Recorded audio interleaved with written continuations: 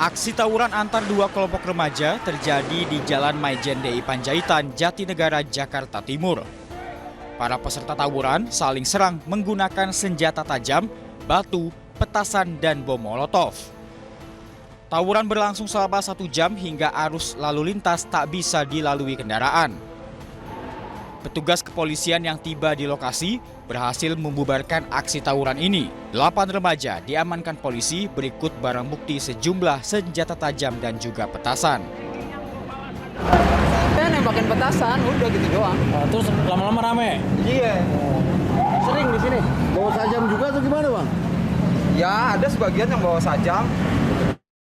Katanya mobil abang juga sempat ditembakin tadi, Bang? Iya, justru makanya saya pindahin tadi. Ini kena batu-batu petasannya tuh banyak. Itu berapa orang, Bang? Puluhan orang apa ratusan orang, Bang? Tadinya mah 3 orang awalnya. Dari sana, arah sana. Terus lama-lama Banyak. puluhan orang lebih? Tidak ada korban jiwa dalam peristiwa ini. Polisi mengimbau para orang tua dan masyarakat untuk berpartisipasi aktif guna mencegah perilaku negatif anak remaja yang dapat berujung pidana. Dari Jakarta, Miftahul Gani, iNews melaporkan.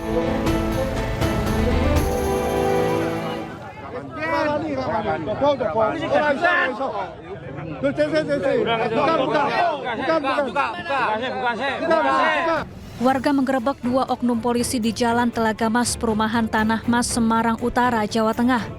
Kedua oknum polisi ini, Aibtu K dan Aibda R, diduga melakukan pemerasan terhadap warga.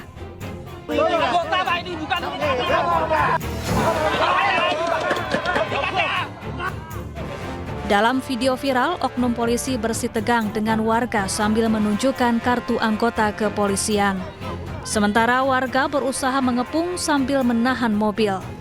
Awalnya warga mengira oknum polisi ini merupakan debt collector. Peristiwa bermula saat sepasang kekasih memarkirkan mobilnya di lokasi. Mereka kemudian didatangi mobil berisi anggota polisi. Oknum polisi lalu menginterogasi sejoli tentang apa yang dilakukannya dalam mobil dan meminta uang 2,5 juta rupiah.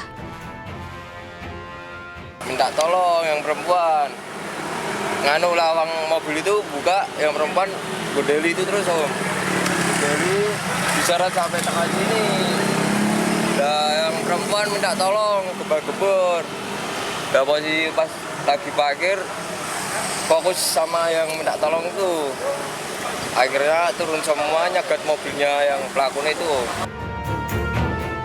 Usai peristiwa ini viral, kedua oknum polisi langsung diperiksa Propam Polri. Dari Semarang, Jawa Tengah, Doni Marendra, iNews melaporkan.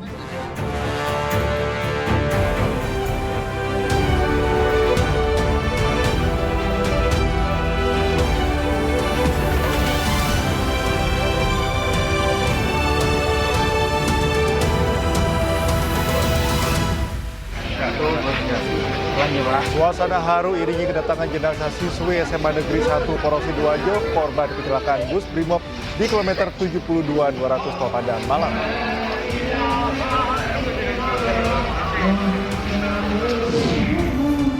Tim DVI Rumah Sakit Polri Kramat Jati Jakarta Timur berhasil mengidentifikasi 3 jenazah wanita korban kebakaran Glodok Plaza. Pemberlakuan aturan baru terkait agen penjual tabung gas LPG ukuran 3 kg membuat gas melon langka di sejumlah daerah.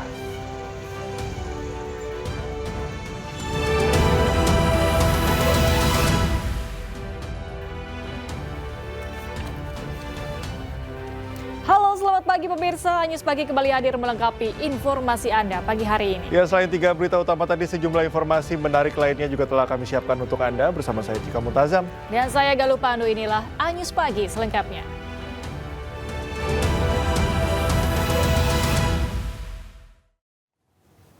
Kita awali informasi News Pagi hari ini dari Kalimantan. Pemirsa, seorang ibu hamil di Kabupaten Mempawah, Kalimantan Barat melahirkan di atas truk saat dalam perjalanan menuju rumah sakit. Peristiwa tersebut terjadi di tengah kondisi banjir yang merendam permukiman warga.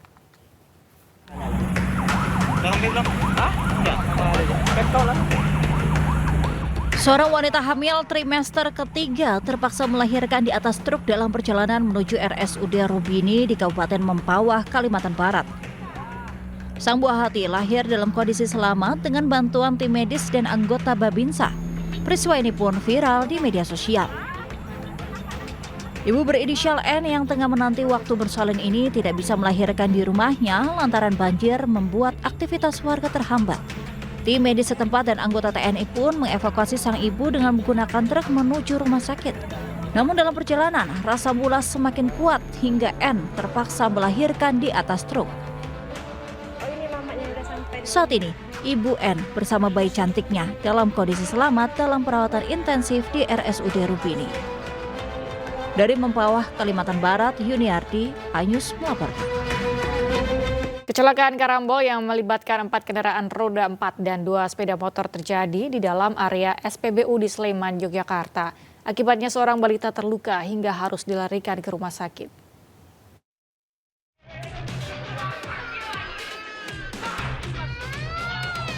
Tabrakan karambol yang terjadi di dalam area SPBU Gejayan Sleman, Yogyakarta terekam video amatir warga. Sebuah mobil menghantam dinding pagar SPBU, sedangkan sejumlah orang berupaya menyelamatkan seorang balita yang menangis. Ia terjatuh dari motor yang ditumpangi bersama ayahnya tiba ditabrak mobil tersebut. Untungnya anak berusia 4 tahun selamat meski harus dilarikan ke rumah sakit untuk penanganan medis. Dari keterangan korban, peristiwa itu terjadi saat ia antri untuk mengisi bahan bakar. Tiba-tiba saja sebuah mobil sedan menabrak sejumlah kendaraan dan baru berhenti setelah menghantam tembok. Awal mulanya itu saya lihat itu saya lagi ngantri di bagian di antrian motor dari kanan bagian pengisian mobil itu mobil itu udah nabrak terus nabrak ke belakang terus arah ke kiri nabrak pickup terus lari lurus nabrak motor saya ini. Kecelakaan itu terjadi diduga akibat pengemudi secara tak sengaja menginjak pedal gas lalu panik kehilangan kemudi. Insiden ini mengakibatkan 2 mobil dan 2 sepeda motor rusak. Kasus kecelakaan karambol ini masih dalam penanganan unit laka Polsek Depok Timur. Dari Sleman, Yogyakarta, Heri Trijoko melaporkan.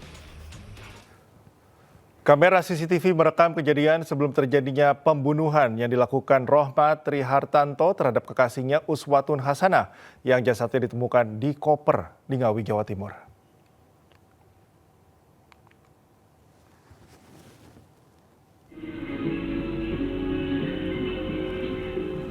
Pemirsa, bisa Anda saksikan inilah detik-detik saat pelaku membeli pisau yang diduga akan digunakan oleh pelaku untuk membunuh serta memutilasi korban.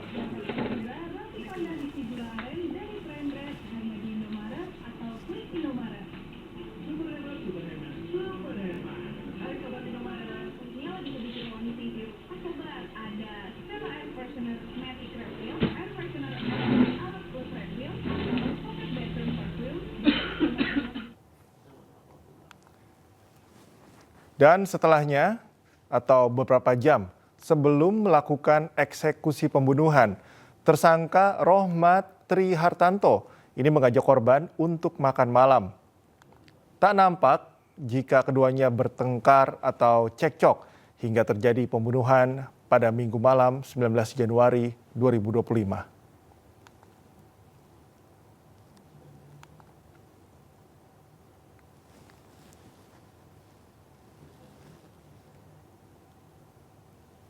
Dan selain membunuh tersangka, pemirsa, atau membunuh korban, maksud kami, tersangka juga menjual mobil korban seharga 57 juta rupiah untuk membeli mobil sedan bekas berwarna hitam.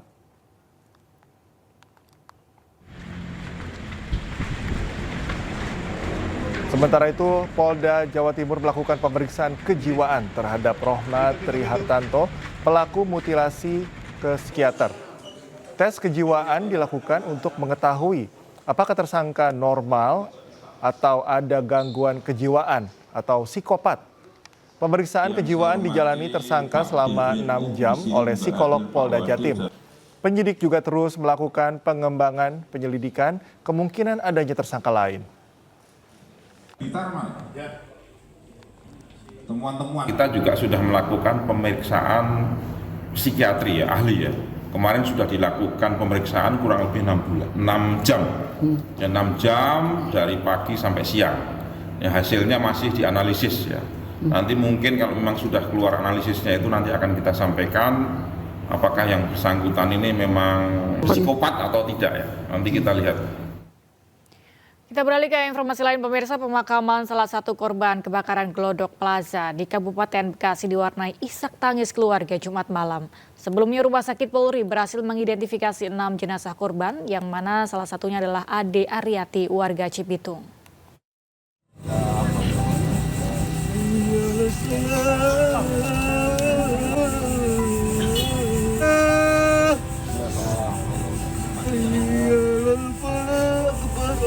Duka mewarnai pemakaman Ade Aryati, salah satu korban kebakaran Glodok Plaza di tempat pemakaman umum Ki Uyut Mubin, Kampung Selang Nangka, Cibitung, Bekasi, Jawa Barat. Suami korban jauh hari beserta anggota keluarga yang lain tidak mampu menahan tangis saat jenazah Ade Aryati diturunkan ke liang lahat.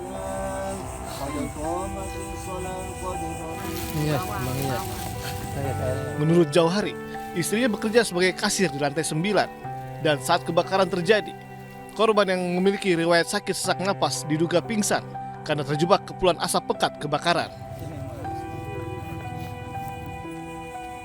Ade Aryati meninggalkan satu anak laki-laki yang baru berumur 5 tahun. Dari kesaksian teman istri yang berada di lokasi dan alhamdulillah dia selamat gitu kan. Dia cerita bahwasanya awal kejadian itu istri itu melihat duluan ada terjadi kebakaran, posisi dia di lantai 9, terus dia ngabarin ke lantai 8 pakai telepon via outlet gitu, nyuruh yang di lantai 8 turun gitu. Ya mungkin istri berusaha untuk turun dan dia juga kebetulan ada riwayat sesak ya. Mungkin di saat dia mau turun mungkin dia udah terjebak sih gitu. Sebelumnya Rumah Sakit Polri Kramat Jati, Jakarta Timur kembali mengidentifikasi 3 jenazah korban kebakaran Glodok Plaza, Jakarta Barat. Pihak RS Polri mengatakan 3 jenazah teridentifikasi merupakan wanita atas nama Desti Eka Putri 24 tahun, Karen Salom Jeremia 21 tahun, dan Ade Aryati 30 tahun. Dengan teridentifikasinya 3 jenazah, RS Polri telah mengidentifikasi 6 jenazah korban kebakaran. Tim gabungan telah berhasil kembali mengidentifikasi 3 orang korban, sehingga sampai hari ini total telah ada 6 korban yang telah berhasil diidentifikasi. Diucapkan terima kasih kepada seluruh pihak yang telah membantu, termasuk pihak dari keluarga yang telah memberikan data-data antemortem yang sangat dibutuhkan dalam proses identifikasi ini.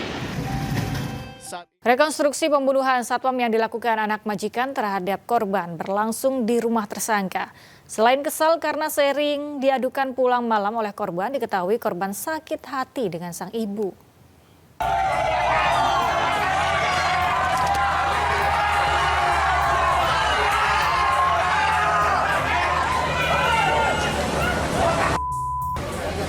Warga langsung menyoraki kedatangan Abraham Mikael, tersangka pembunuh satpam.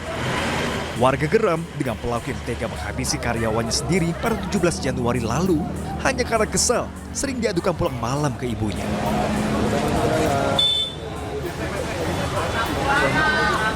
Selamat siang, kami dari Polresta Bogor Kota mengimbau kepada seluruh. Bahkan momen ibu tersangka menangis saat menemui anak yang bertahan terjadi sebelum rekonstruksi berlangsung di lokasi kejadian yang merupakan rumah tersangka di Bogor, Jawa Barat. Ada jauh di area rekonstruksi. Sebanyak 33 adegan diperagakan. Bahkan muncul fakta baru, yakni adanya motif sakit hati tersangka kepada sang ibu usai lakukan pembunuhan. Saya nggak tahu anak saya kenapa bisa berbuat seperti itu. Karena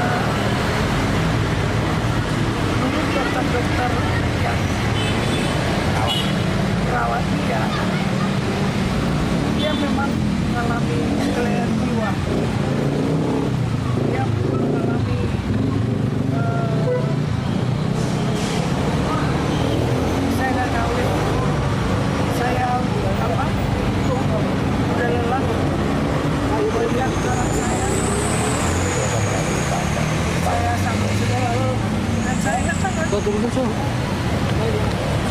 Fakta barunya ada terjadi pecah kaca. Jadi setelah melakukan pembunuhan, kemudian membuang pakaian, lalu memecahkan kaca kamar ibunya. Tujuannya karena yang bersangkutan atau tersangka ini merasa sakit hati terhadap ibu. Setelah pembunuhan atau sebelum? Itu setelah membuang pakaian. Akibat perbuatannya ini, tersangka pun dijerat dengan pasal berlapis tentang pembunuhan berencana dengan ancaman hukuman maksimal seumur hidup. Dari Bogor, Jawa Barat, Andi Firmansyah, iNews melaporkan. Pemirsa, puluhan warga di Ponorogo, Jawa Timur diduga keracunan usai mengonsumsi makanan di sebuah acara hajatan. 1 orang meninggal dunia dan 1 warga lain dirawat di rumah sakit.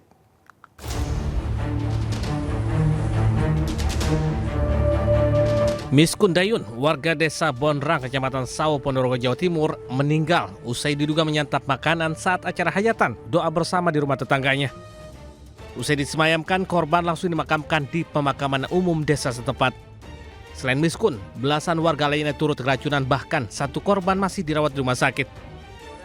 Diketahui sebelumnya, korban bersama 90 warga setempat mengikuti kegiatan doa bersama. Hingga Jumat siang, warga yang menghadiri acara mengalami demam, diare, pusing, dan mual yang diduga keracunan usai menyantap makanan di acara hajatan tersebut. Itu banyak yang mual, muntah, badan adem panas, murus-murus atau istilahnya itu. Sakit berapa banyak? Undangannya sekitar 90 orang. Yang sakit itu dari laporannya Pak Mandri, Pak Heru itu sekitar 47. Tapi yang dibawa ke rumah sakit ada 2 orang. Terus yang 1 meninggal? Yang 1 meninggal dunia. Polisi yang menerima laporan menggelar olah TKP dan meminta keterangan saksi. Sisa makanan pun diperiksa di laboratorium. Karena untuk menentukan apakah yang bersangkutan keracunan terhadap makanan yang dikonsumsi itu, kita perlu hasil lab terlebih dahulu. Kalau memang hasil lab itu menjelaskan bahwa di dalam makanan ini terdapat racun, sehingga sudah bisa dipastikan bahwa makanan yang telah dipesan oleh pemilik rumah ini mengandung racun. Selanjutnya, aparat Polres Ponorogo masih menyelidiki kasus dan menunggu hasil laboratorium. Dari Ponorogo, Jawa Timur, Ahmad Subeki, iNews melaporkan. Pemirsa, seorang pelajar SMP menjadi korban ruda paksa 19 orang, di mana 13 pelaku masih di bawah umur. Para pelaku dijerat pasal perlindungan anak dan terancam hukuman 15 tahun penjara.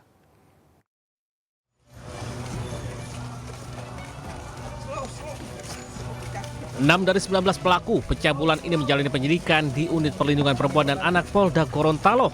Mereka mencabuli anak di bawah umur secara bergilir. Korban yang masih berusia 14 tahun tak berdaya karena diancam pelaku.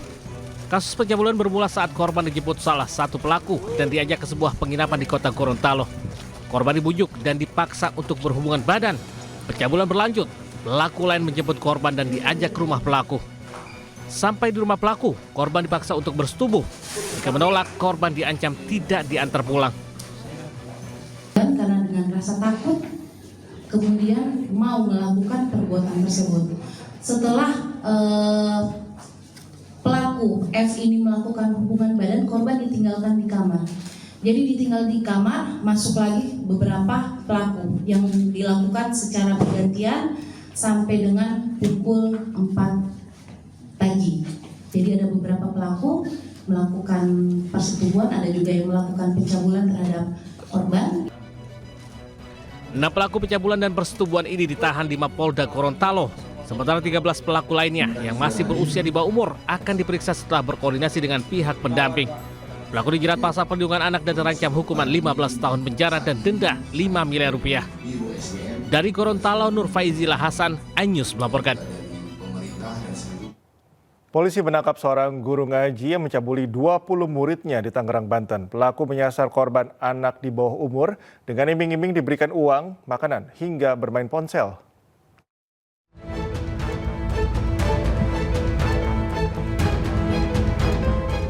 Polda Metro Jaya bersama dengan Polres Tangerang Kota mengungkap kasus tindak pidana pencabulan yang dilakukan oleh guru ngaji kepada murid-muridnya di Tangerang, Banten.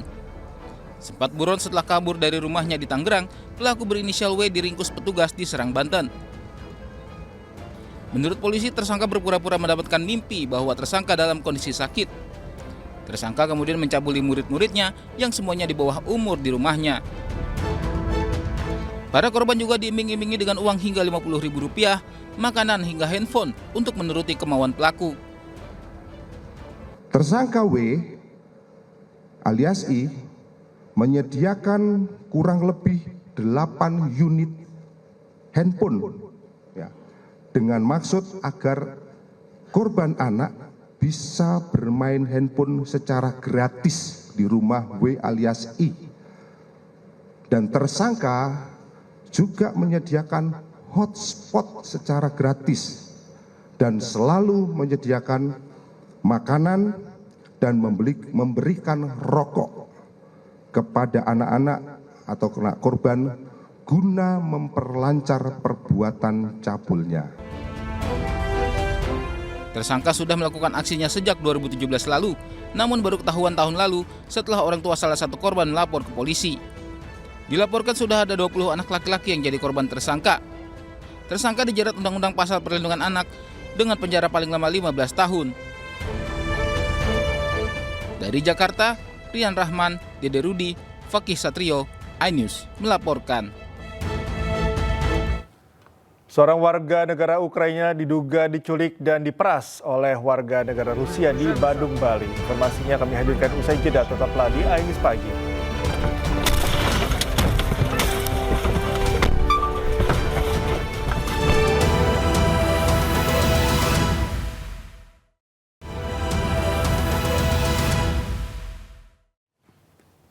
Anda kembali bersama kami di iNews Pagi. Pemirsa, seorang warga negara Ukraina diduga diculik dan diperas oleh geng warga negara Rusia di Badung, Bali. Namun terduga pelaku belakangan dibebaskan polisi karena berhasil membuktikan dirinya tidak sedang berada di Bali saat kejadian.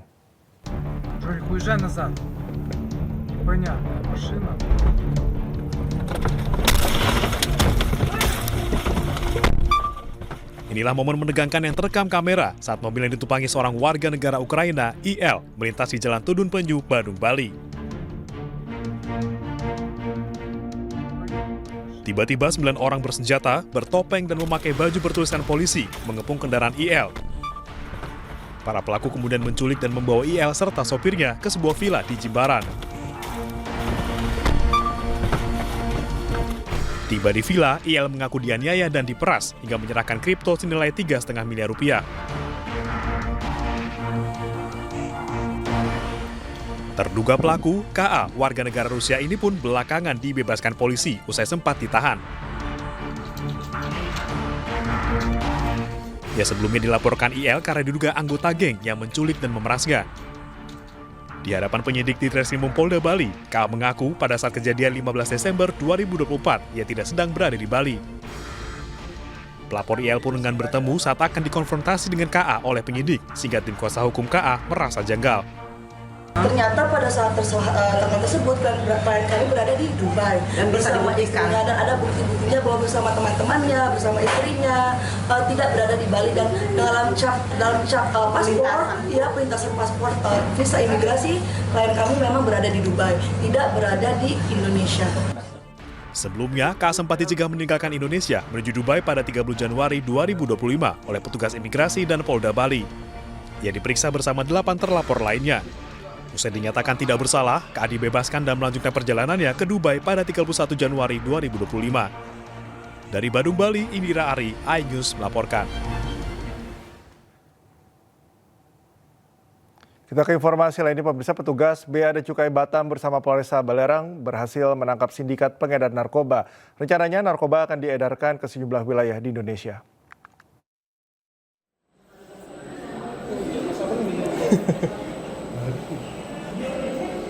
Sejoli, Dani, dan Asi, warga Pekanbaru Riau, tak bisa berkutik saat petugas Bea Cukai mengamankan 2 koper milik mereka saat melewati alat pemindai di Bandara Hang Nadim, Batam.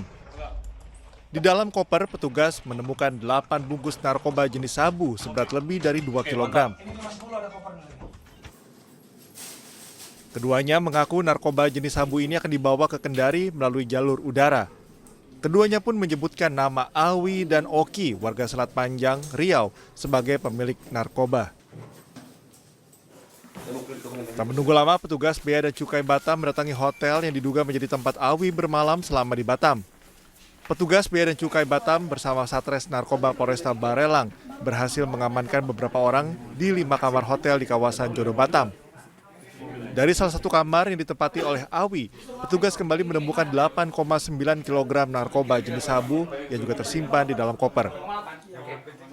Keempat pelaku merupakan sindikat narkoba yang dikendalikan oleh DPO, seorang wanita warga Batam yang juga terlibat jaringan narkoba asal Malaysia.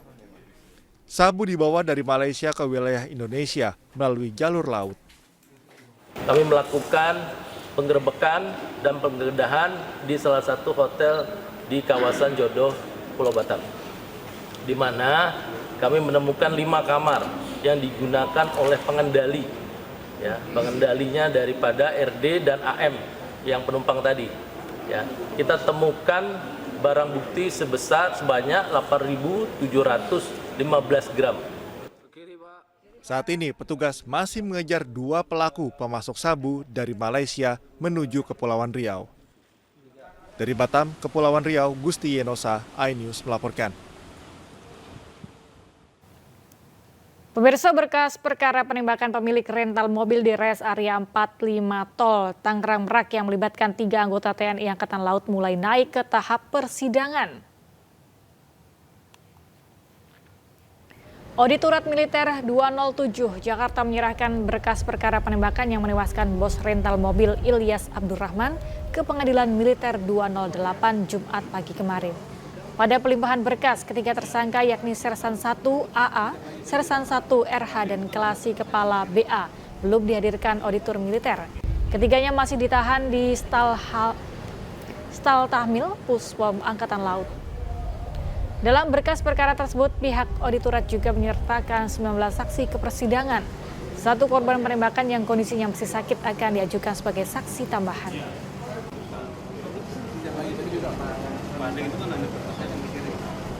Diteliti kelengkapan berkas perkara yang mana syarat formil dan material setelah dinyatakan lengkap dan Pengadilan Militer 208 Jakarta berhak menyidangkan perkara tersebut, maka berkas perkara tersebut akan diregister. Selanjutnya, setelah diregister, kepala pengadilan menunjuk hakim yang belum ada di dalam berkas perkara. Itu nanti akan kita panggil sebagai saksi tambahan. Seperti saudara Ramli yang pada saat sekarang ketika berkas penyidikan itu dilakukan oleh penyidik kan kondisinya sakit, jadi tidak bisa dimintai keterangan. Karena ini percepatan, akhirnya kami memberi saran lanjutkan nanti untuk saksi saudara Ramli yang mengalami masih sakit akan kita panggil sebagai saksi tambahan. Kapolri Jenderal Listio Sigit Prabowo meminta seluruh jajarannya merespon cepat berbagai aduan atau permasalahan masyarakat. Jangan sampai menunggu masalah yang dialami masyarakat viral di media sosial.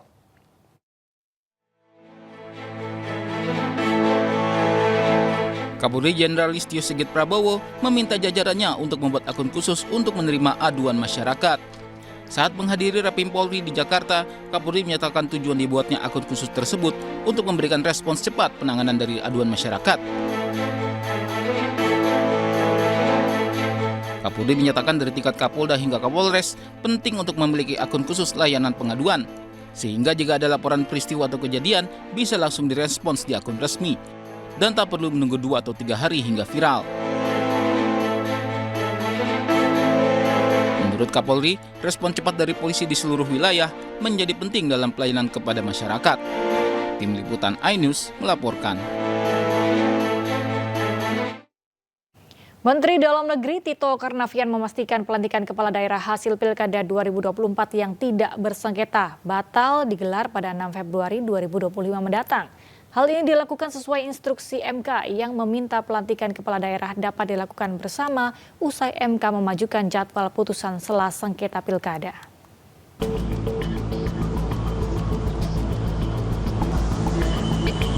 Pemerintah memastikan bakal melantik para kepala daerah terpilih Pilkada 2024 non-sengketa yang rencananya akan digelar pada 6 Februari 2025 mendatang.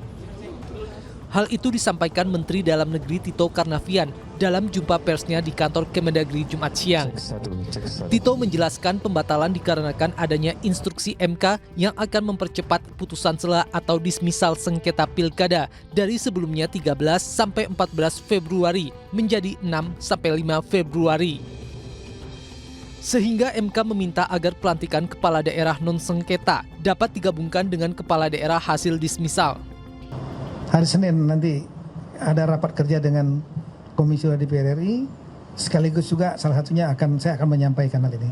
Karena ini kan ada putusan sela yang kita nggak tahu gitu, yang kemarin tanggal 30. Dan hari ini saya lihat sudah keluar revisi peraturan Mahkamah Konstitusi yang tegas menyebutkan dari tadinya tanggal 13 menjadi tanggal 5 ya, Februari untuk pembacaan sidang dismisal. Tito memperkirakan proses pelantikan usai putusan sela sengketa pilkada di MK dapat digelar antara 17 hingga 20 Februari 2025. Dari Jakarta, Rani Sanjaya, iNews melaporkan. Kita ke informasi selanjutnya. Gubernur Jakarta terpilih Pramono Anung tak mempermasalahkan pelantikannya sebagai kepala daerah ditunda. Pramono mengaku mengikuti keputusan pemerintah pusat.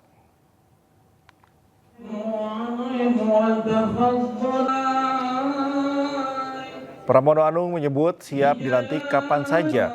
Ia dan wakilnya Rano Karno menerima alasan penundaan pelantikan kepala daerah yang sedianya digelar 6 Februari 2025. Sebelumnya pemerintah menunda pelantikan kepala daerah sampai Mahkamah Konstitusi membacakan putusan sela permohonan sengketa pilkada.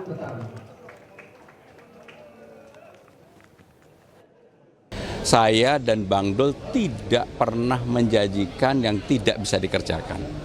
Jadi semua hal adalah yang bisa dikerjakan. Sehingga itulah yang menjadi PR saya dan Bang Dul. Mas Pram, pelantikan termasuk kepala daerah kan diundur sampai belum waktu 18 atau 20. Yang namanya pemimpin daerah itu harus samina wa ta'na kepada pemimpin pusat. Mau dilantik kapan aja, monggo-monggo aja. Pemirsa, kelangkaan tabung gas LPG ukuran 3 kg membuat warga di kawasan Tambora, Jakarta Barat rela antri panjang di sebuah agen gas LPG. Agen gas LPG di Jalan Tanah Sereal Tambora, Jakarta Barat diserbu warga Sabtu pagi. Warga yang datang dari berbagai kawasan di wilayah Jakarta Barat ini rela antri panjang demi bisa membeli tabung gas LPG ukuran 3 kg. Kondisi ini terjadi menyusul mulai langkanya keberadaan tabung gas LPG di pasaran. Beberapa warga mengaku telah berkeliling ke sejumlah warung, pengecer hingga agen gas namun tak juga mendapatkan tabung gas LPG 3 kg. Sekalipun ada, harganya mengalami kenaikan yakni yang sebelumnya Rp18.000 per tabung kini menjadi Rp22.000 per tabungnya.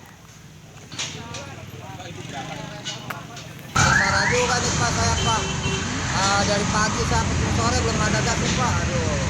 Jadi gimana tolong saya kan Pak. Ini Bapak udah nyari dari mana ke mana aja sih Pak? Nyari gas ini. Kali, ya kan? Terus ke Jembatan 5, ini baru dapat ini masih ngantri Pak. Kalau kita kan masyarakat kecil ya Pak, jadi kita nggak tahu. Nah, kita cuma masak kan. Ya kalau kita ke warung nggak ada, kita kan juga bingung Pak. Saya dari Kampung Rendang nyampe ke Tanah Sereal, nyebrang Pak. Saya nyampe warung 3, pas nggak ada di situ di Kampung Rendang. Nottingham Forest berpesta gol 7-0 lawan Brighton and Hove Albion di pekan ke-24 Premier League.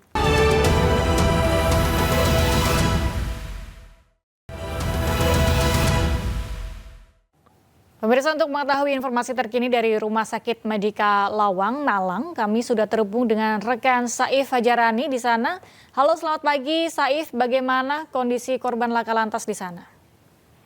Ya, Galuh dan juga pemirsa, untuk hari ini keterangan dari pihak rumah sakit, perkembangan di korban sendiri yang masih dirawat di Rumah Sakit Lawang Medika hingga kini ada 17 orang memang sebelumnya ada 19 orang korban yang dirawat, namun kemarin malam 2 korban ini dirujuk ke Rumah Sakit Saiful Anwar Kota Malang karena kondisi korban mengalami penurunan. Sementara itu di Rumah Sakit Saiful Anwar sendiri hingga kini ada 8 korban yang masih dirawat secara intensif. Halo. Ya, Saif, apakah para korban ini sudah bertemu dengan pihak keluarga atau mungkin pihak keluarga sudah mengunjungi para korban di rumah sakit?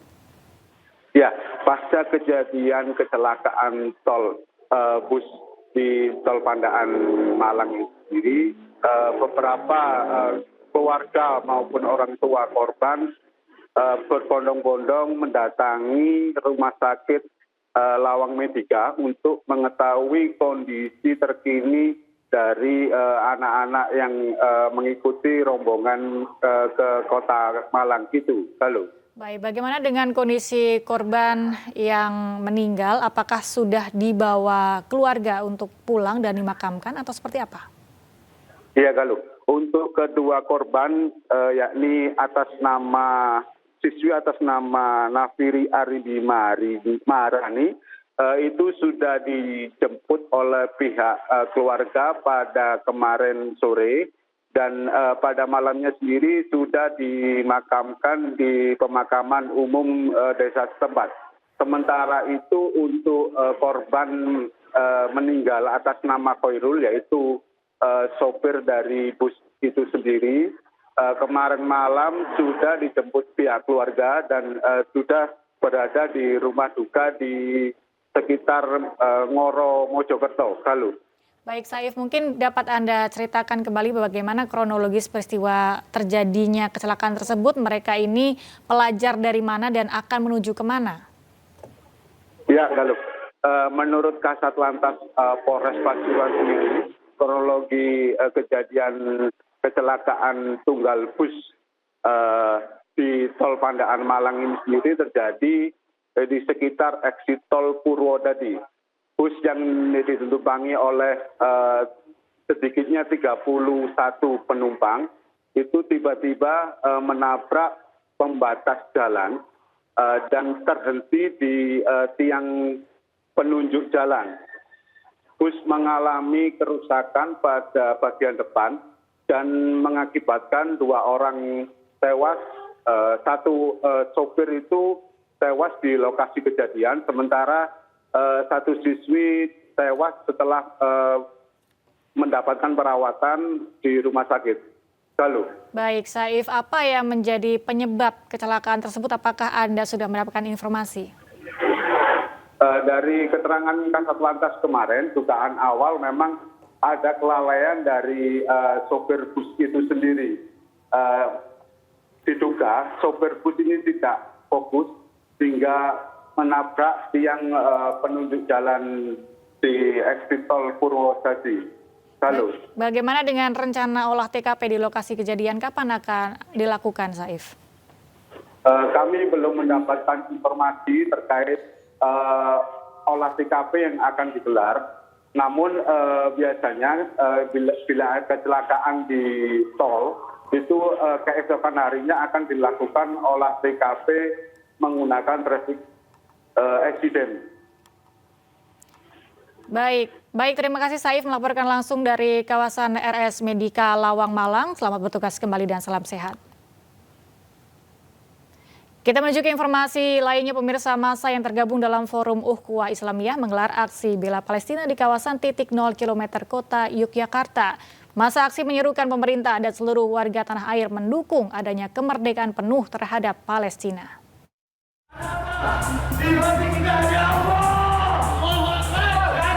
Massa dari sejumlah elemen yang tergabung dalam Forum Ukhuwah Islamiyah menggelar aksi bela Palestina di kawasan titik 0 km kota Yogyakarta Sabtu siang. Meski telah ada kesepakatan gencatan senjata antara Hamas dan militer Israel, Massa menyatakan akan terus melakukan aksi demi terwujudnya kemerdekaan Palestina yang sepenuhnya.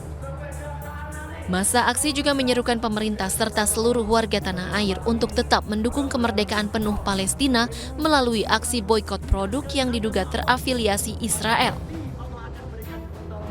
Setelah 15 bulan yang lalu, rakyat dan bangsa Palestina menghadapi agresi Israel laknatullah,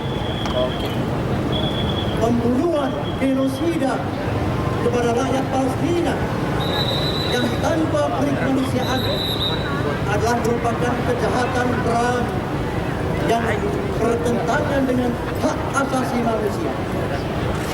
Oleh karena itu menjadi kewajiban kita bersama-sama sebagai seorang muslim yang beriman merasa bertanggung jawab untuk menegakkan kebersamaan. Sementara untuk memulihkan kondisi di wilayah Gaza pasca invasi serangan militer Israel, massa juga turut menggalang donasi untuk segera disalurkan kepada rakyat Palestina. Dari Yogyakarta, Gunanto Farhan, iNews melaporkan. Pemirsa, Presiden kelima Republik Indonesia Megawati Soekarno Putri menghadiri World Leader Summit on Children's Rights di Roma, Italia. Dalam kegiatan tersebut, Megawati akan berpidato terkait hak anak dan berikut laporan rekan Gede Satria dari Roma, Italia. Presiden kelima Republik Indonesia dan Ketua Umum PDI Perjuangan Megawati Soekarno Putri telah tiba di Roma, Italia pada hari Jumat petang waktu setempat.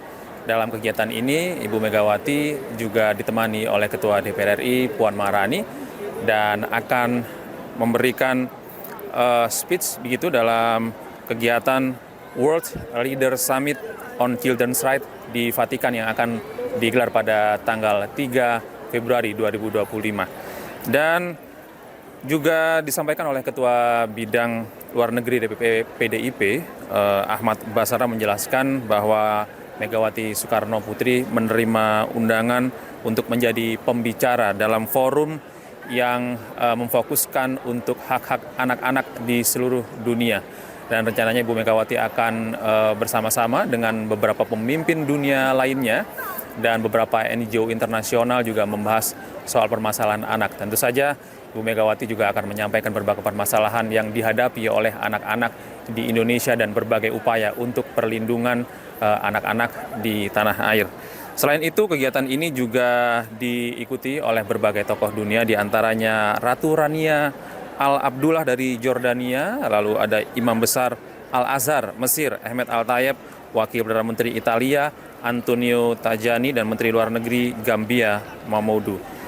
Dan Ketua Fraksi PDIP Ahmad Basara juga menjelaskan bahwa rencananya kegiatan ini akan dilakukan juga selain World Leader Summit yang akan digelar di Italia ini, juga rencananya akan dimatangkan juga atau dihadiri oleh protokoler Tahta Suci Vatikan.